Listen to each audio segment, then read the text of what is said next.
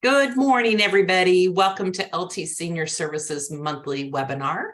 And we'll just take a minute and let everybody enter in. We're seeing people enter into the event now. And let me see if I can get... Natalie, can you do closed caption for me? It looks like Zoom has an update, so I don't know the new controls, but we'll go closed caption on there too. That helps some of our webinar attendees. Welcome, welcome. My name is Cindy Cummings. I am a volunteer with LT Senior Services, and this is our last webinar for the month. And so we have a screen up here. We want to just talk about some events that's coming up. Our Lakeway Trail of Lights is coming up December 6th. I've got another graphic. I'll show you that in a second. In 2023, we are going to be hybrid. And we personally are really excited about that because we'll be able to be back in person and see all of our people. We miss you all. So it's going to be a great opportunity for us to see everybody in person.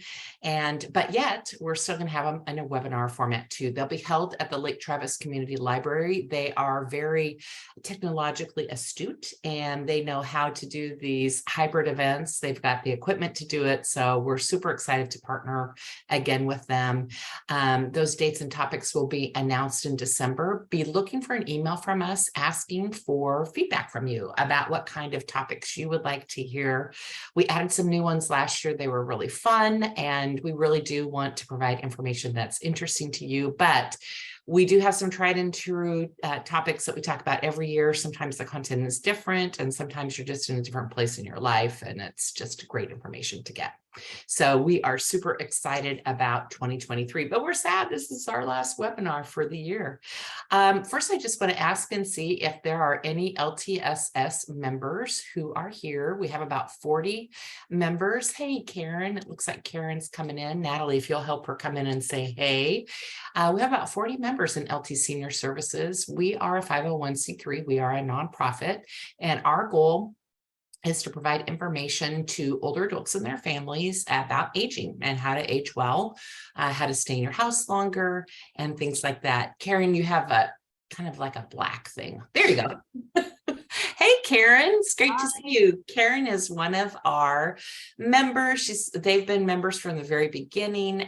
Karen, we were just talking about that we're going to go hybrid in 2023. We're super excited. And I know that you guys have lots of events already that you do hybrid. And tell us what's going on at the library. Yeah, thanks for having us. It's good to see you all. We're excited to have you at the library again for hybrid. We definitely have some hybrid book clubs that happen. So we hopefully, knock on wood, we're dealing our best with technology, but we do have the owl camera that's sort of 360 degrees. And then we have an external microphone that I'm using now. So hopefully you all can hear me. And it seems like some groups, everybody's different. Every group is different, but some groups, the hybrid really works well. So people don't have to leave home. It's really great to have that option to just be able to log in for a book club. So yeah, we're checking along at the library, getting ready for the holidays. There have been some updates to the calendar. Unfortunately, we had some cancellations. So it's always good to check online or just call us or, text or whatever, and just make sure whatever you're interested in is still happening. We try and keep the online calendar as up to date as possible. There are definitely a couple of speakers towards the end of the month after Thanksgiving, and we do have closures for Thanksgiving.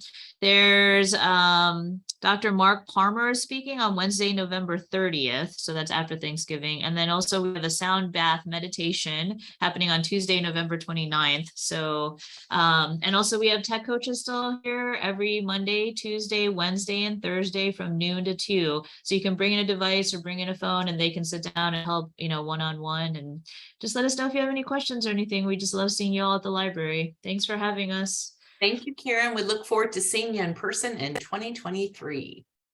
All right. Looks like I have somebody else who's raised their hand. Natalie, if you could see if it's another member who'd like to come in and say hello. Again, LTSS, some of the things that we do are educational kinds of events. We also do social events. So let me show you this social event coming up. So Lake Travis or Lakeway Trail of Lights. Hey, Jeremy, let me just talk about Trail of Lights real quick. So the Trail of Lights is where there's a whole bunch of lights in Lakeway, and you can walk through and you can see the lights. We are going to do a pre-event. We're going to pre-function, and it's December 6th from 5 to 6. We have a room at the activity center, and we're going to have cookies and hot cocoa. We're going to have like a hot cocoa bar.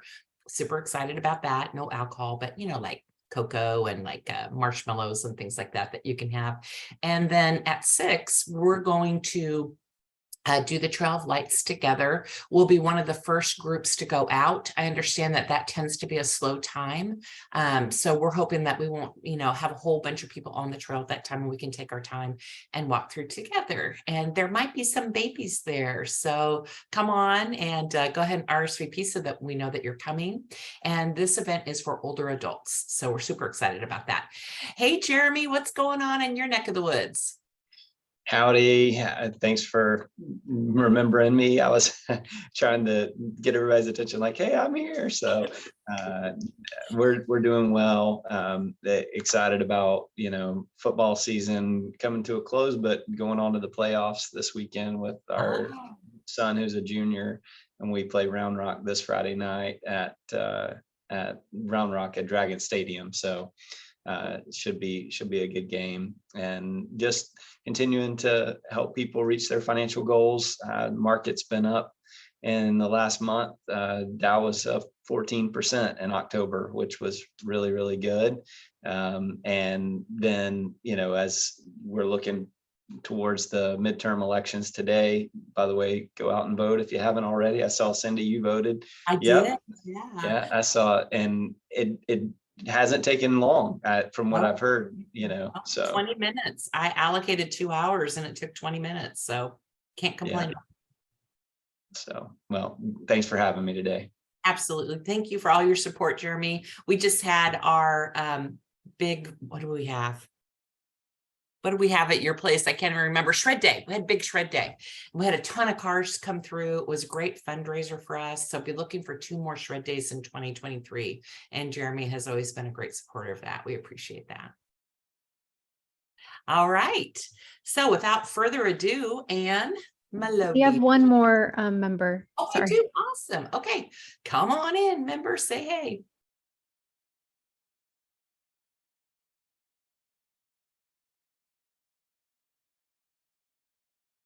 Hey, Debbie. You're on mute. So different than a regular Zoom meeting for me. So I'm Debbie. I'm with Oasis Senior Advisors, and we're LT Services members, and we love being part of it. Just like we love the information that you guys give out. So we help individuals and families find the community that best suits their needs. So if they're looking for senior living, it might be for health reasons, it might be for safety reasons, it might just be for socialization reasons. Whatever that looks like, we do the legwork for you, and then we help you find the community that's going to give you the best quality of life. Excellent. Well, you have been a great partner, and you've been a speaker for many of our events this year, and we look forward to you speaking next year. Well, we love it. Thank you. Talk to you later. All right, Anne, come on in. Anne's going to go ahead and introduce our speaker for today, Dr. Mark Carlson. Hey, Anne. Good morning, everybody. Thanks for having us. We're excited to be participating today. I'm Anne. I work with Dr. Carlson with Be Well MD and Be Well Clinical Studies. Let me give you a little bit of background about Dr. Carlson and a little bit about his medical practices. Dr. Carlson is fellowship trained, board certified geriatrician, and an internist and an oncologist. He received his medical doctorate from Loma Linda University in California, and he completed his geriatric medical fellowship in Hawaii, at the University of Hawaii in Honolulu. So before he started practicing in geriatrics, he was a medical oncologist for many years, and then turned his attention to be exclusively focused on caring for seniors. About 8 years ago, he started the medical practice called Be Well MD. It is designed specifically for aging adults. We do house calls. Dr. Carlson visits patients in their homes. His focus is to keep seniors aging independently and safely for as long as possible. So if you consider Be Well MD as sort of the hub for all the medical care for seniors, Dr. Carlson has a network of specialists and other services that he coordinates with but it's sort of a one-stop shop with Be Well MD. Clinical research has been a cornerstone of Dr. Carlson's career for many years. He served as principal investigator for more than 60 clinical trials in the past. So as Be Well MD got started and kind of got rolling, he turned his attention to starting a clinical trials company called Be Well Clinical Studies. And we run clinical trials on many medical therapies, specifically focused on seniors as well. So I will introduce and welcome Dr. Carlson to the meeting. Hopefully he's there. There he is. Hey, And I know he and Good Cindy are af- going to have a good conversation morning. today for all of your information. awesome. Thank you, Anne, for the intro. And hello, Dr. Carlson. Hi, Cindy. Hi there.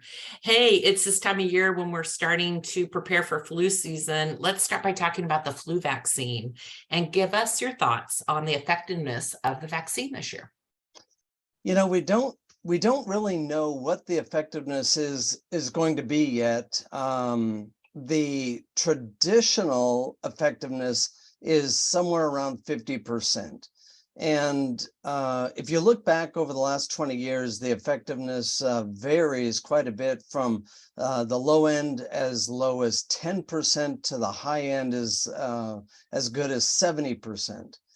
And that has to do with the number of cases that are prevented by getting the vaccine. But there's another benefit to getting the vaccine that many don't necessarily recognize. And that's if you get the vaccine and you still get influenza, the severity of the case is likely to be less than if you got it without the vaccine. And so even if you get influenza after the vaccine, it's likely to be a lesser case, less severe, less consequences associated with it. So we should go get it. Yes, we recommend it for essentially everybody now. The safety profile of the influenza vaccines is very good. And the protection that it affords is excellent. So the return on investment is very high for the influenza vaccine. Excellent. I should say for participants, people who are on our call today, if you have any questions, please go into the question and answer the chat, and we'll ask them as we go through our webinar here today. I got another topic for you, and that's RSV. We don't hear as much about it as we do the flu, but we know that it's important to prevent as well. Please tell us a little bit about RSV and how we can prevent it and what we need to do if we get the virus. Yeah, RSV stands for respiratory syncytial virus. And RSV is a very common virus, and it will affect all of us essentially during our lifetimes. Almost everybody by the age of 2 has been exposed to and contracted RSV, and then you develop a natural immunity to it. RSV is, as the name implies, a virus that affects primarily the respiratory system. The virus actually latches on to the surface of the upper airways and the nose and the mouth. And that is what causes a lot of the trouble, because the virus causes an inflammatory reaction. And that inflammatory reaction then causes swelling and difficulty breathing, especially in the very young and the very old. And those are the two groups that are most affected and most likely to end up in the hospital. The RSV story is one that is kind of interesting from a prevention standpoint. It is, practically speaking, very similar to COVID in terms of how to prevent it right now, meaning good hand washing, avoiding contact with others with the disease, and then wearing masks. And so during the pandemic, we saw the RSV incidence drop off quite a bit. And then we also saw the number of children infected with RSV lessen. And now that the pandemic restrictions have been lifted, now what we're seeing is that the children that would have been exposed to RSV 1-2 years ago now are being exposed and are becoming ill because they haven't had that chance to develop immunity. And so we are seeing a little mini epidemic of RSV right now, not only here in the United States, but worldwide. And the theory is that we just haven't had the priming of the immune system like we have in previous years. The RSV vaccine story goes back all the way to the 1960s, following on the success of the polio vaccination and other vaccination programs. The World Health Organization targeted RSV as the next disease to target with a big vaccine program. And unfortunately, RSV works differently than others. And so there were some bad outcomes with the vaccine back in the 1965, and that essentially brought the vaccine development to a halt. Following that, there's been work on it over the last 6 decades, but the real breakthrough came about a decade ago when they identified what is called the F protein, the fusion protein. And when a team of investigators identified how that fusion protein works and what it has to do with infection and prevention with a vaccine, then the vaccine developers were off to the races. And now at this time, we have at least 4 candidate vaccines that are in clinical development. And interestingly, those vaccines are being investigated in children, in elders, and also in pregnant mothers. Pfizer just reported that their vaccine that they administered to pregnant moms had positive results in that it conferred immunity to the infants, so that during those first 6 to 12 months of life, when they're most vulnerable to RSV, they had immunity protection. And so Pfizer has submitted, either has submitted or will shortly be submitting to the FDA for approval of that. And then in addition to that, there are all of these other candidate vaccines that are being investigated. And Anne mentioned that we work with Be Well Clinical Studies, our clinic that helps conduct these studies. And we are currently working with a candidate RSV vaccine that is being administered to the adult population. And we are hoping that is the final step for that candidate vaccine to go to the FDA for approval. And so if anybody would like to consider participation in that RSV vaccine study, we are enrolling probably through the end of November. Right now, it looks like November 30 will be our end date. And we are certainly looking for additional volunteers. So can you only get RSV once? No, unfortunately, immunity is not lifelong after you've contracted RSV for the first time. So again, most people contract it for the first time during their infancy or early childhood. And then later on in life, as the immunity wanes, like we've learned with COVID-19, then people can be susceptible to it again and get reinfected. Okay. But typically when you have a reinfection, it's not as severe. But then when you get into your later years, in your 60s, 70s, 80s, and beyond, then natural immunity diminishes even further.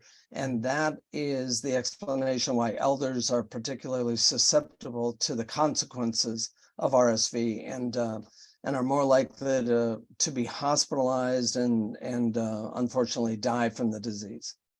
We're seeing more hospitalizations, I know, in the infant area. My daughter has a child, and they contracted RSV. He did Mhm. not go to the hospital, but then we know subsequent friends whose children have gone, into the hospital. So it's nothing to mess around with. Yeah, it absolutely is a virus that has a wide range of responses in the human. And many individuals will just have a very minor upper respiratory infection without serious consequence. But there is that small cohort of individuals, unfortunately not small, who will have more serious consequences, kind of like COVID. And those are the individuals that end up in the hospital with pneumonia and other consequences. And unfortunately, those are the ones who are susceptible to death from the disease. Mm. Gosh, I had never heard about it until you spoke about it at the beginning of this year. I don't know if you remember in January, you spoke about it being a Mhm. problem, and it was the first time I'd ever heard about it. So Yeah, guess- it is without a doubt an illness that affects a lot of individuals. And because we don't have good treatments for it, we don't necessarily diagnose it. So for instance, when you have a viral illness and it lands one in the hospital because of a pneumonia, for instance, we look for those specific diagnoses, those specific bacteria and viruses that we can treat. And if we don't have a treatment, we don't necessarily look for it because then it's just supportive care. And the supportive care are things like good nursing support, oxygen, IV therapy, physical therapy, that sort of thing. And it really doesn't matter whether it's a bacteria, a virus, or a fungus or some other pathogen. We basically give the support, and then the immune system will help the individual get over it. And so if we don't have a good reason to look for it, and in RSV, that is the case, meaning even if we diagnose RSV pneumonia, we don't have anything other than general support, which would be given anyway.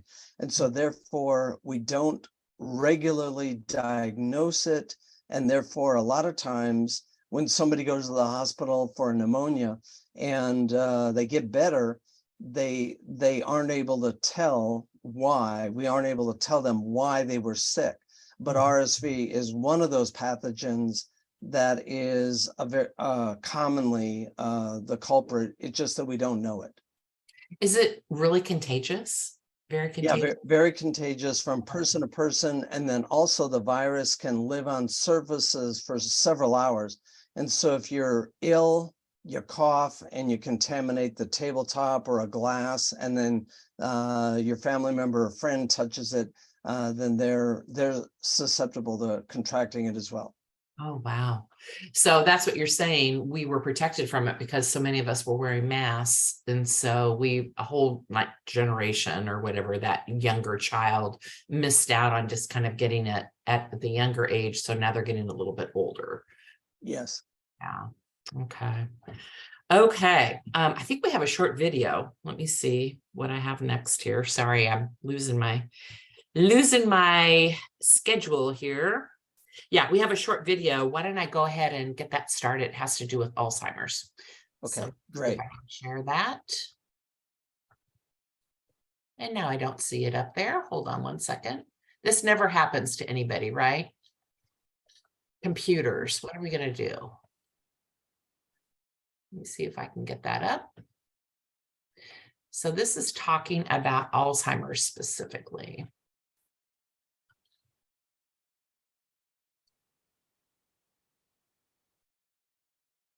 After using the most powerful atomic microscope in the world, scientists made a shocking discovery.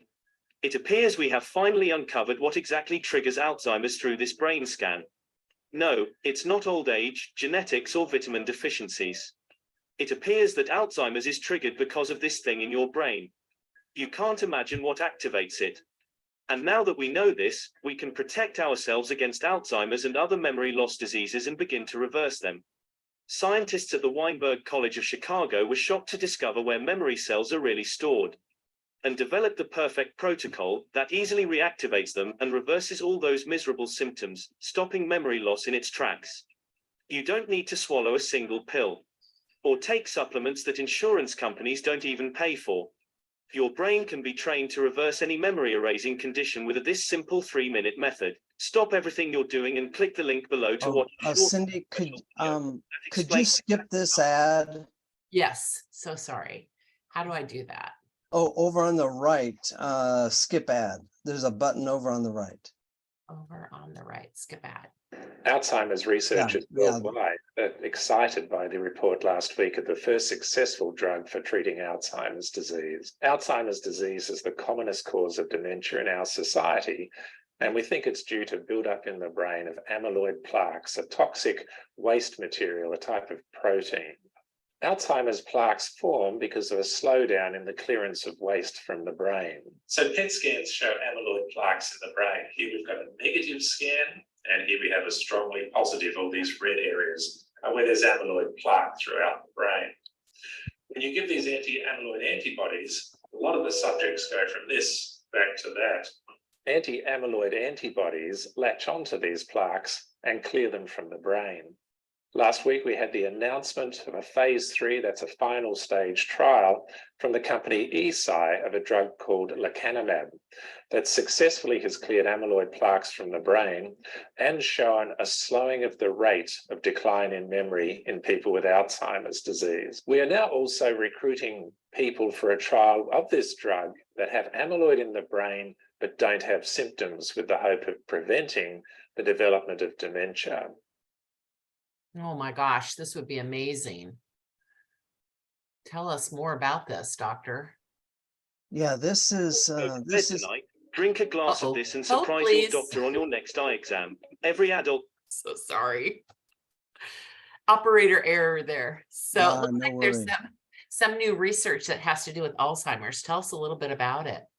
Yeah, this is kind of not kind of, it is very exciting.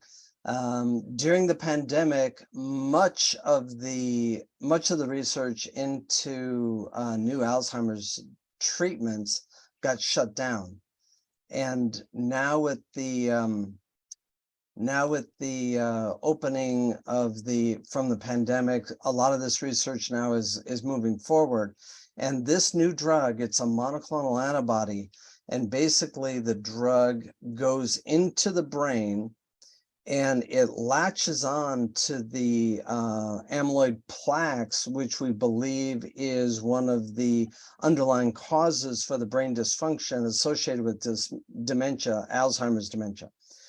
And this is one of the first studies that has demonstrated real efficacy, real treatment results in the world of Alzheimer's.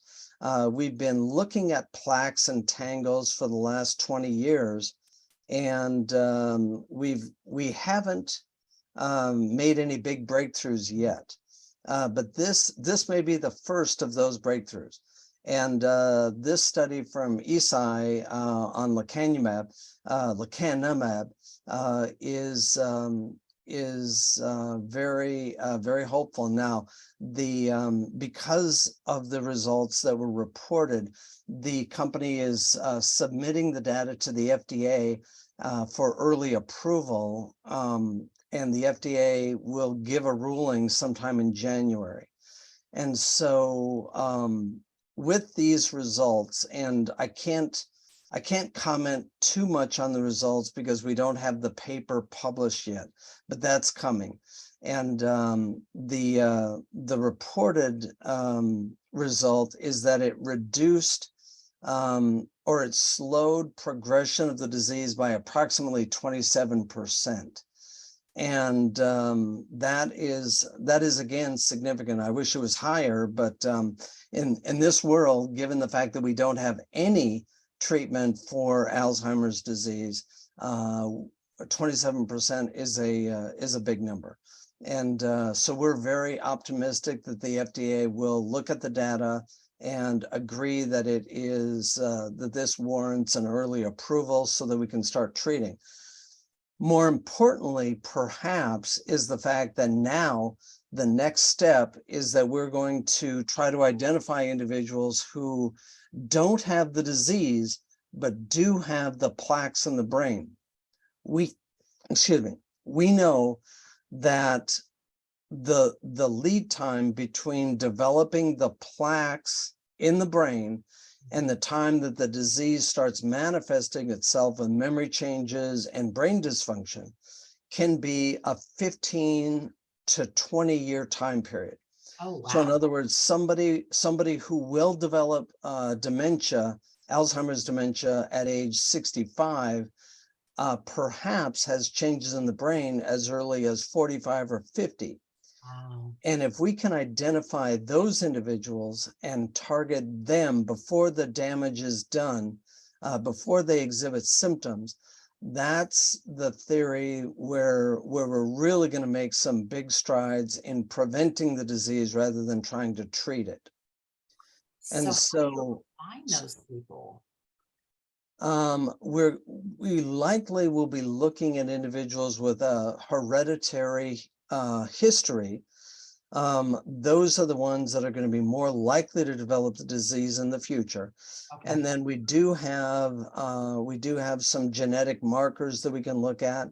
But another big area of research that is ongoing right now is trying to identify those biomarkers, i.e. something in the blood or the brain or the cerebrospinal fluid, something that we can measure to indicate that this individual is at risk and will likely develop the disease 10, 15 years from now. And then we can focus on them and trying to prevent that from happening. Wow. So people can come in and maybe do a blood test or some kind of medical test, or would it be a scan of their brain, or would it be blood more likely?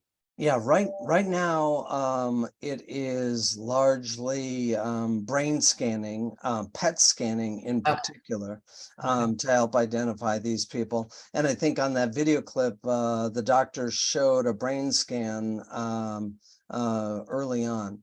And that is the kind of thing that is being done now. The problem with that is that those brain scans are so expensive and so difficult to do. And so if we can find a protein in the blood that would be a good pseudo marker for the plaques in the brain, that would be very helpful. And there are many efforts underway looking for that biomarker as well. So what could we do today if we wanted to? I'm too old, obviously. You need to have somebody 45 or 50, and that's younger than me. How, right? I mean, no. I think in the world of 2022, Cindy, you're a young woman. oh, thank you, Dr. Carlson.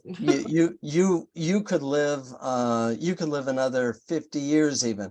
There are so many breakthroughs that we've talked about even just today in the world of Alzheimer's disease, in the world of vaccines.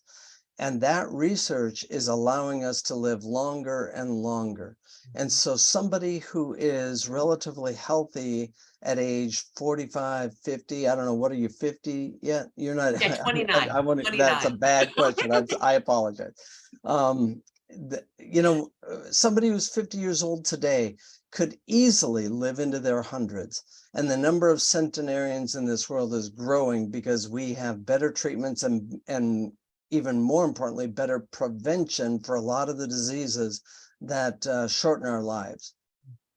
But how could somebody participate in this study and get this drug? And, So first of all, I think if you do have an interest in participating, then seeking out clinics like Be Well Clinical Study and enrolling so that we know that you're interested and potentially willing to participate as a volunteer subject in an upcoming trial.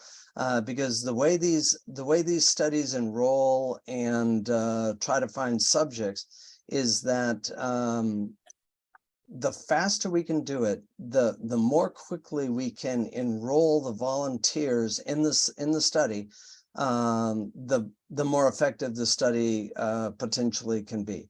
Mhm. And so if you are interested in participating, by contacting Be Well Clinical Studies and sharing your information, so that in the event that a study comes up that you're eligible for, then we would reach out to you and ask if you wanted to be part of it.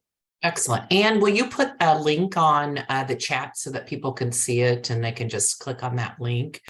And then, Yes, I will. thank you. And so this dementia research, is there anything else going on with dementia right now? It's such a terrible disease. And Yeah, there are actually numerous different studies. I've already mentioned the lecanemab, and that is if the FDA approves it, then that will not be the end of the study on that monoclonal antibody, but it'll just be the first of many more to come in order to refine and make the treatment as precise as possible. And then also looking at the prevention aspects. So taking a young woman like you and trying to prevent Alzheimer's from developing 10 and 15 years from now. That's going to take a lot of work, a lot of volunteers in order for us to make that happen. Beyond lecanemab, there are literally dozens of other candidate molecules, both in the realm of monoclonal antibodies and tyrosine kinase inhibitors that are being investigated. And then also those biomarkers that we mentioned before. There are studies looking for those biomarkers. And if you're interested, that's one of the key areas that I'm most interested in, and that Be Well Clinical Studies is hoping to make a real impact in. so the biomarkers, would it be similar to families who, for example, have breast cancer? Yes, correct. So women in families with hereditary breast cancer, I think everybody is kind of aware that over the last 30 years, we've been looking for markers like HER2 and other genetic abnormalities that predispose them, and then we've treated them because that disease is a little bit different than the garden variety of breast cancer. And by doing those studies, we've really refined HER2 positive breast cancer and made those treatments dramatically better as compared to 25, 30, 40 years ago. So we can kind of say same thing for dementia. You could have the biomarkers that you would be able to improve treatments, et cetera. Yeah, That's we're going to be able exciting. We'll hopefully be able to fast forward the work that we're doing with these treatment molecules and prevention molecules. That's super exciting. Let's see, we have a question. Let's see what this question is. What are the pros and cons of COVID? I can't say it, bivalent vaccine for seniors? Bivalent? Oh, bivalent. Oh, sorry, bivalent. So what are the pros and cons of that? I know we're kind of switching gears here, but. So right now, I don't think that we have a definitive answer to this. In my opinion, the COVID-19 is now endemic, meaning we're past the pandemic. And I tell you what, I'm going to share my screen if that's okay. Yeah, absolutely.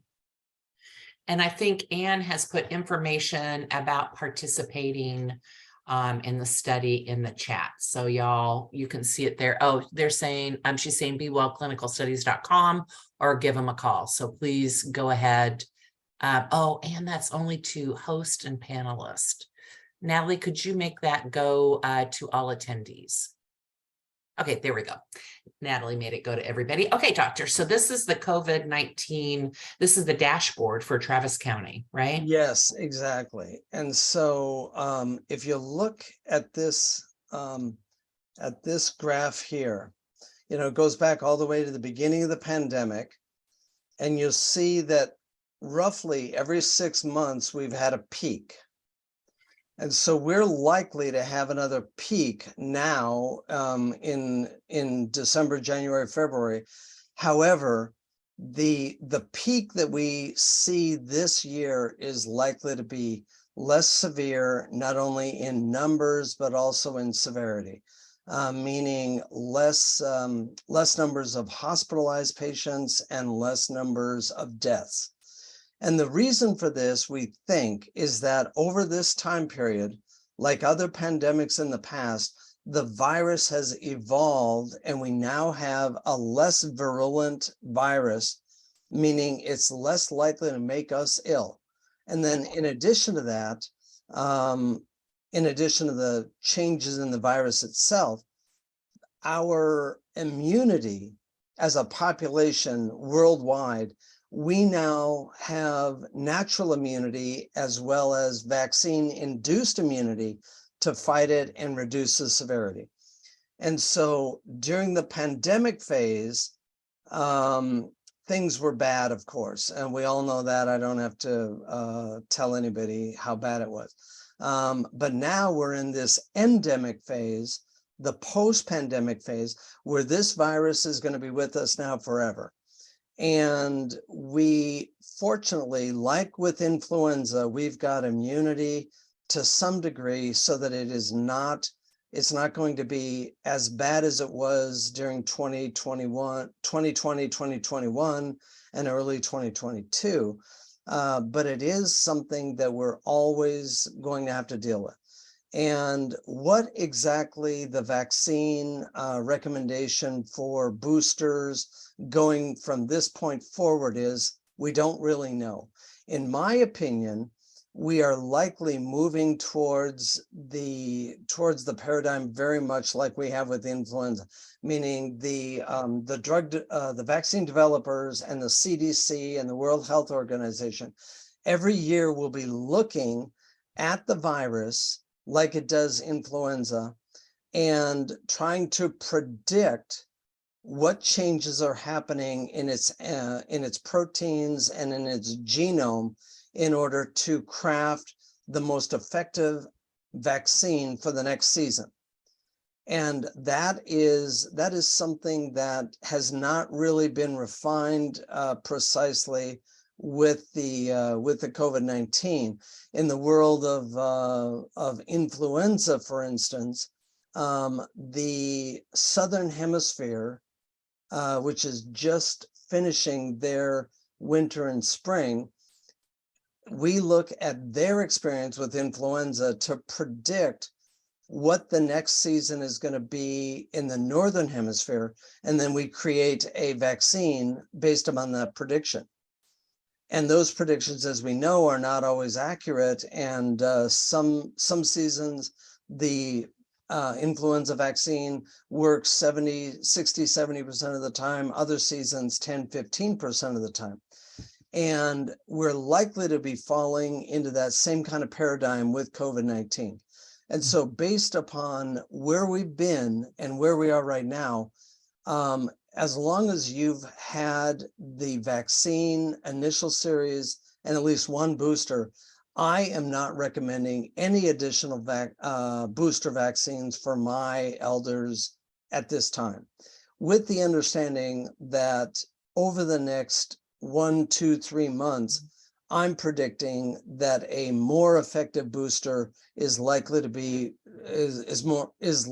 revealed, and that will be the time to get the next booster. Okay, great information. Boy, it's shocking to see last January to see how high it was, but the COVID variant wasn't that strong, right? I'm sorry, I didn't understand the question. Oh, in January of 2022, you see all the numbers really, really high there. Oh, but yes. It seems like there wasn't as many hospitalizations or deaths during that time. I don't know if that's reflected on there, but. And I think, and this curve here,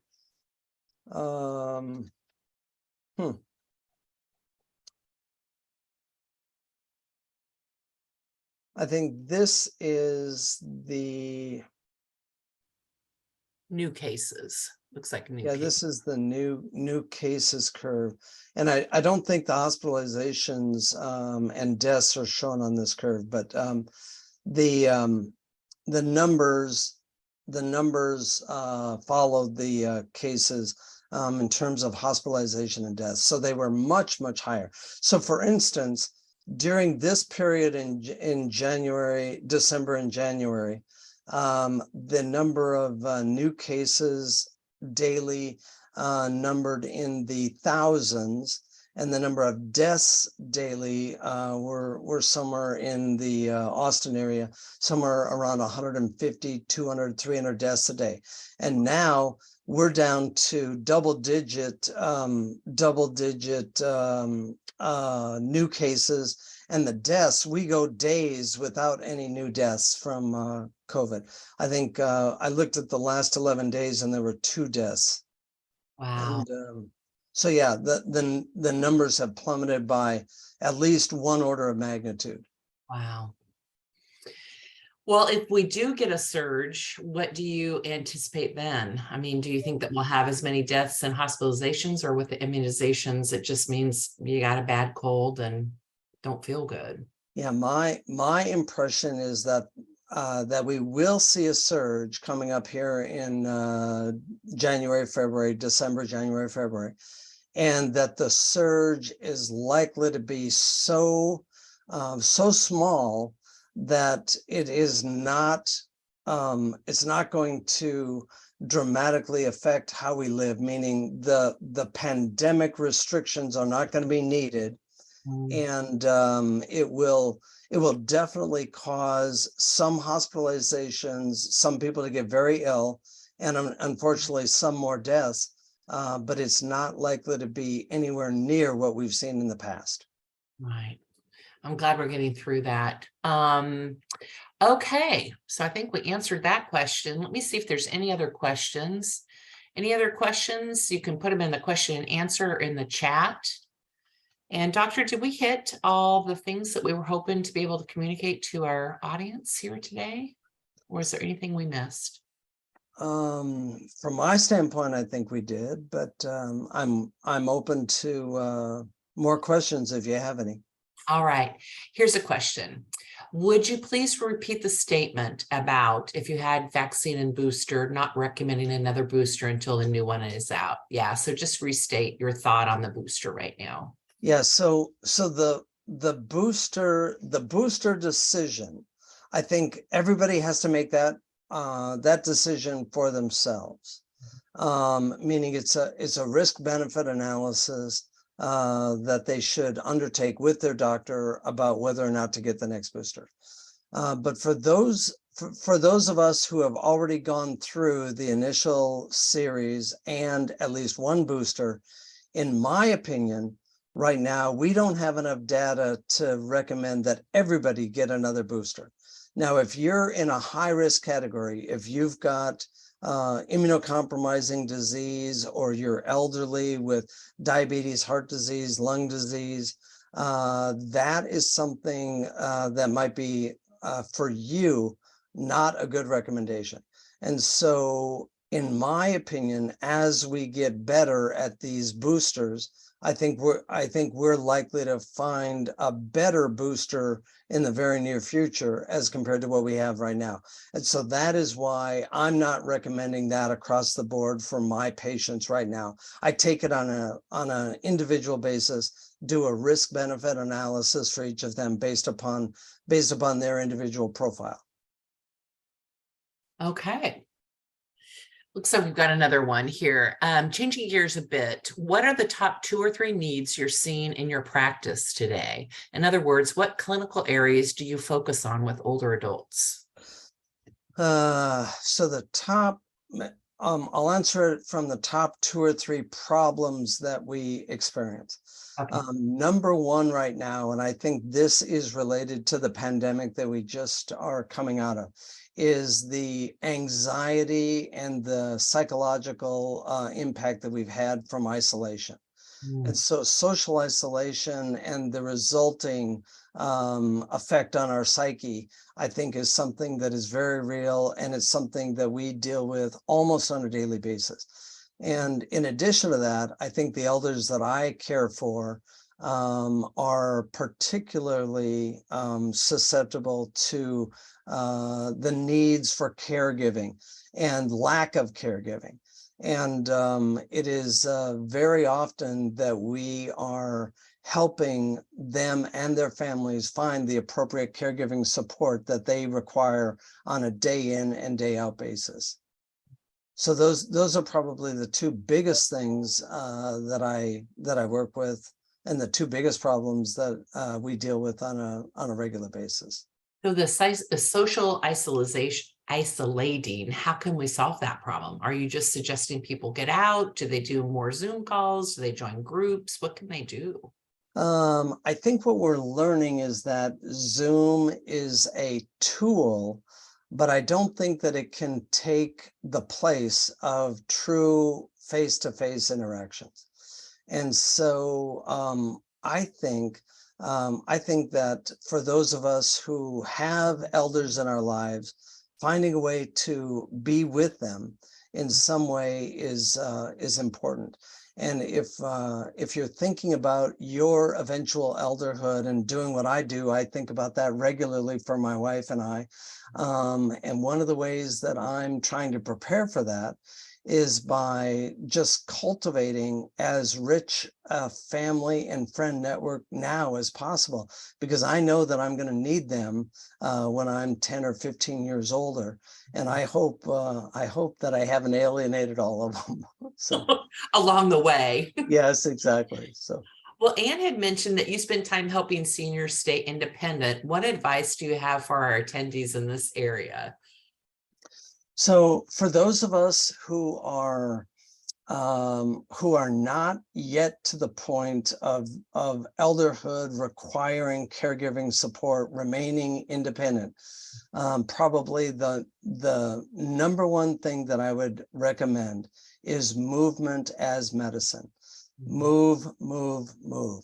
I think that too many of us are sedentary, and if you think that I'm pointing the finger at you, I probably am, but I'm pointing more of those fingers at me, because I'm guilty of this. And by moving, we can maintain our strength, maintain our physical abilities to do the things that we need to do in order to remain independent. And so if there's only one recommendation I would have, it would be movement. And then beyond that, if you want recommendations 2 through 10, I'd refer you to the blue zones and look at the centenarians in the blue zones. I apologize, not 2 through 10, 2 through 9, the Power 9 lessons from the blue zones. If you learn those lessons from those centenarians, I think you would you'll be well on your way towards a healthy, long life. Those are excellent things to think about. And why not learn from the people who are doing what you want to be doing? You know, if you want to live a good, healthy life, look at how they're living. Why not mimic what they're doing? I mean, still some healthy people can get sick, but it could lead you to a healthier life. So why not do it? Yeah. And you know, as you said that, Cindy, it reminded me of one of the lessons from those centenarians beyond movement, and it is purpose. And the more we learn about purpose, what the Nicoyans call plan de vida, a reason to get out of bed every morning. Right. The more we know about that, the more we know that humans require purpose in order to live a fulfilled, satisfying life. Right. Find your purpose. Right. When we get, let's talk a little bit more about the clinical trials, and you share with us some specific trials that you have coming up. What are some specific ones that seniors could join in? What are some exciting ones that we could help change the world by participating in? Yeah, I mentioned the RSV study that we're participating in, and that is going to close at the end of the month. That, along with a flu vaccine that we're taking part in, and then I'm trying to think of some of the others. We've got a CMV, cytomegalovirus, is another virus that affects a lot of people during their lives, and we're working to find a vaccine against that one as well. So there are multiple different vaccine studies that we're participating in right now.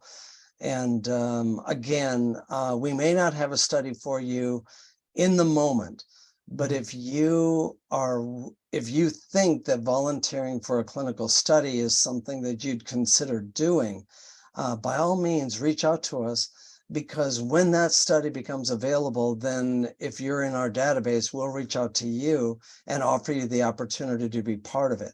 And that is absolutely needed for us to get better at medicine.